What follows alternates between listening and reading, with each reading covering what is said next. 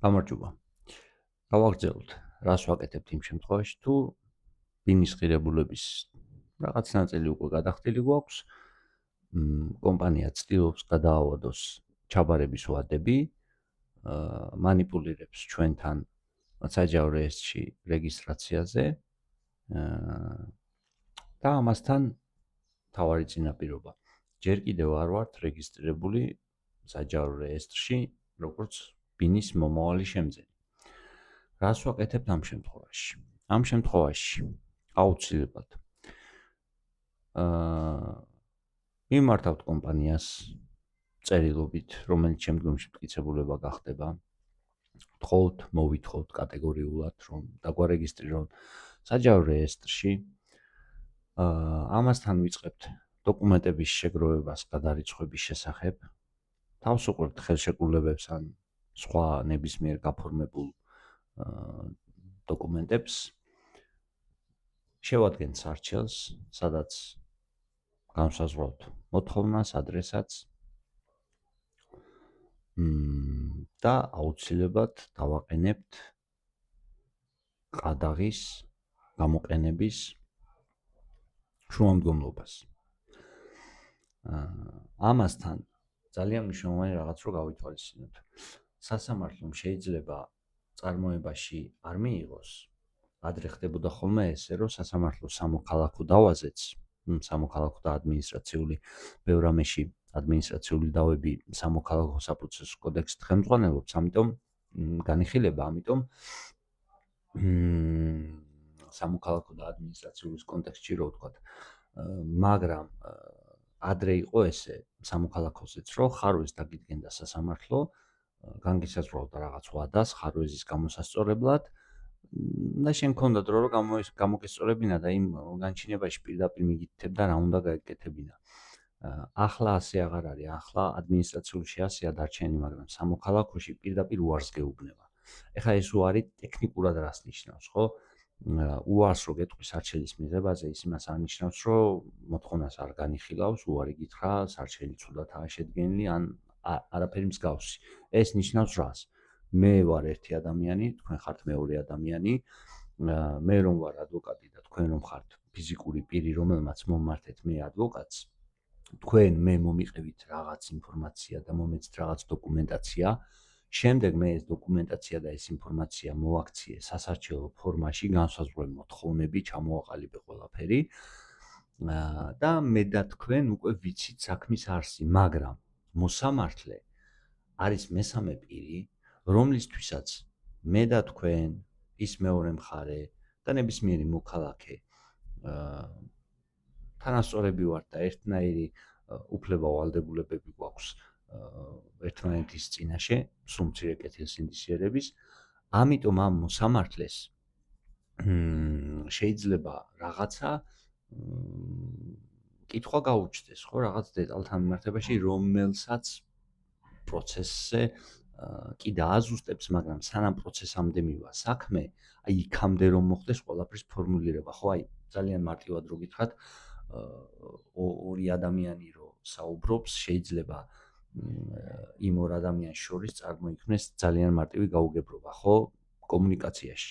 აი ზუსტად დაახლოებით ეგ არის, მაგრამ სამართლებრივი დასაბუთება, მიზანი და შინაარსი არის ის, რომ იმ შემთხვევაში, როდესაც სასამართლო წარმოებაში მიიღებს სარჩელს, მოსამართლის აპარატიდან დაკავშირდებიან და გეტყვიან, რომ წარმოებაშია მიღებული დღეიდან გაქვთ 2 თვის ვადა, რათა მოპასუხეს ჩააბაროთ სარჩელი თანდართული დოკუმენტებით. მოპასუხეს, რომ ამ 2 თვის ვადაში ჩააბარებთ სარჩელს, მოპასუხეს კანცელარიაში ამომბეჭდილი შაბლონიდან არის ჩადებული ეს დაკონვერტირებული სარჩელთან ერთად, მოპასუხეს ეძლევა 10 დღე იმისათვის, რომ დაგიწეროთ შესაგებელი და წარმოადგინოს ეს სასამართლოში. ეს შესაგებელი არის შეპასუხება. ანუ მე თქვენგან ვითხოვ თანხას, განსაზღვრე მოთხოვნა და ახლა თქვენი ჯერია პასუხის. თქვენ თვლით, რომ მეკუთვნის, არ მეკუთვნის, სადავოა, მოკლედ ნებისმიერი მოპასუხის ნებისმიერი შესაძლო პოზიცია სადავო საკითხთან მიმართებაში, აი ეს არის შესაგებელი. იმ შემთხვევაში თუ ამ 10 დღიან ვადაში მოპასუხე არ წარმოადგენს შესაგებელს, მერე უკვე მოსარჩელის ანუ თქვენი შუამდგომლობის საფუძველზე სასამართლო იწყებს საქმეზე დაუსწრებელი გადაწყვეტილების მიღების შესაძლებლობაზე მსჯელობას. და აი ამ მომენტში, იმ შემთხვევაში თუ თქვენი სარჩელი რაღაც ბუნდოვანებებს შეიცავს, რაღაც მტკიცებულებასთან მიმართებით ფაქტობრივი გარემოებები და აღწერა და სასარჩელო მოთხოვნა ერთმანეთში ვერ არის თანხვედრაში, მოსამართლეს სხვა გზა არ ექნება, რომ სარჩელის დაკმაყოფილებაზე გითხრათ უარი. ხოლო იმ შემთხვევაში თუ ეს რაღაც დამაზუსტებელი კითხვები აღარ იქნება საჭირო და ასე ვთქვათ, ყველა კომპონენტი ერთმანეთთან ჰარმონიულ კავშირში იქნება, მოსამართლე მიიღებს დაუსწრებელ გადაწყვეტილებას და 100% დააკმაყოფილებს თქვენ მოთხოვნას იმ ჩანართის გათვალისწინებით, თუ ეს რა თქმა უნდა თქვენი მოთხოვნა არ ეწინააღმდეგება კანონმდებლობას. ამ შემთხვევაში უბრალოდ უარს გეტყვით სარჩელის დაკმაყოფილებაზე.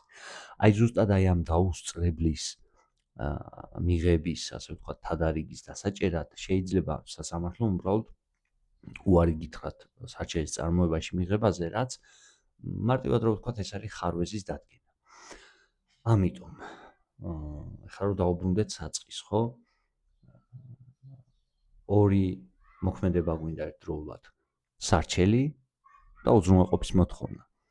ჩვენ რო სარჩელს შევიტანთ და თუ ხარვეს დაგვიდგენს, ესე იგი უარს გვეტყვის, მერე უნდა ვიშვამდგომლოთ ბაჟის ქვითრების დაბრუნება, ისევ წავიდეთ სასამართლოში, ველოდოთ თანაშემწეს აპარატის წარმომადგენელს, ჩამოგვიტან, ამიტომ პირდაპირ ვაკეთებ ბაჟის ქვითრის ასლს, ორად რო გქონდეს, რო იქ მისვლა ზედმეტად აღარ მოგვიწიოს, სამწუხაროდ ჯერ კიდე არის ესეთი ის ტენდენცია საქართველოში, რომ აი ფიზიკურად უნდა მიხვიდე სადღაც, ანუ სადღაც ცივილიზებულ ქვეყნებში ტელეფონით ხალხი მოგზაურობს, მაგრამ აი ჩვენთან აი უნდა მივიდეთ, ჩავხედოთ თვალებში, ერთმანეთის სუნამოს არომატები შევიგრძნოთ, ისე საქმე არ გამოდის.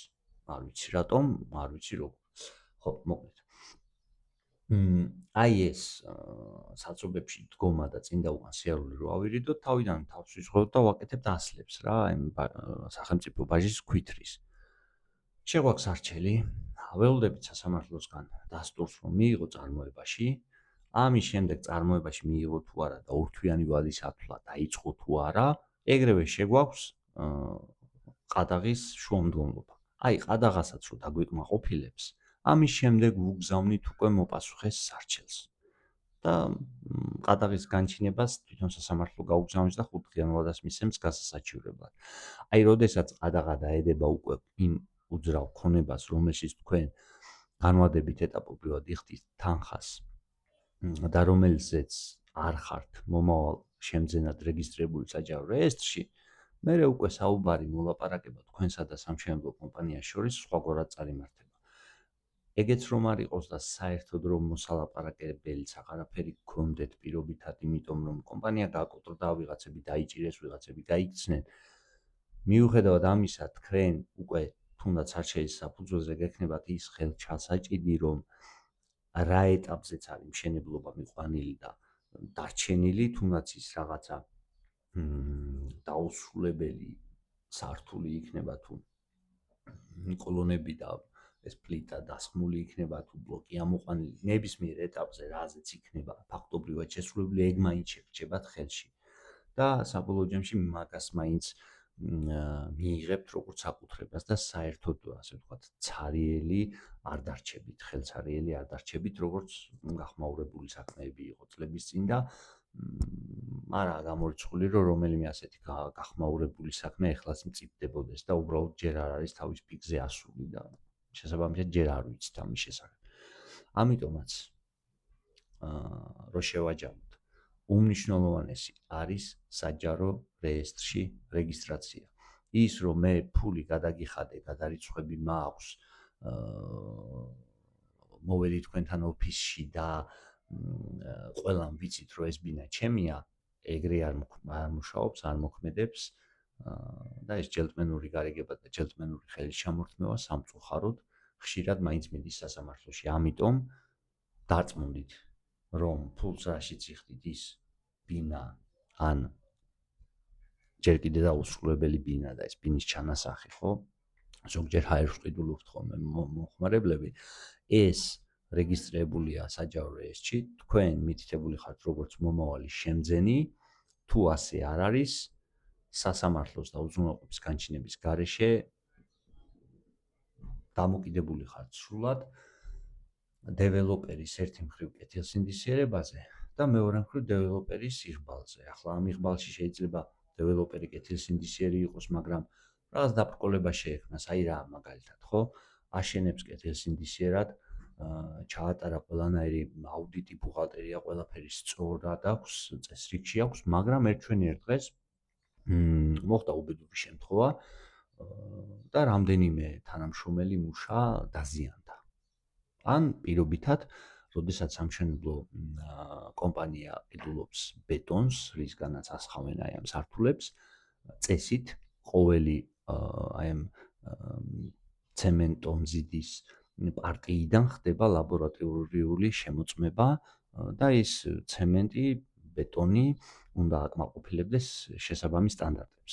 ამის შემოწმება ხდება. წარმოიდგინეთ ესეთი თანხwebdriver. ერთი მხრივ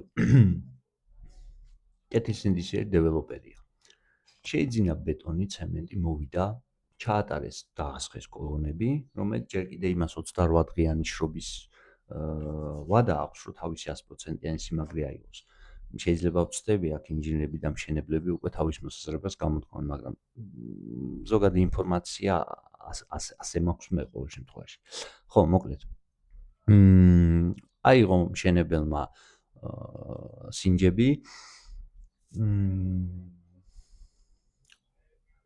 სართული დასხმულია და სინჯების პასუხი მოვიდა, რომ ბეტონში ცოტა მეტი წყალი იყო და ნაკლები ცემენტი. ესე იგი, სართული მოსახსნელია. ან საჭიროებს გამაგრებას.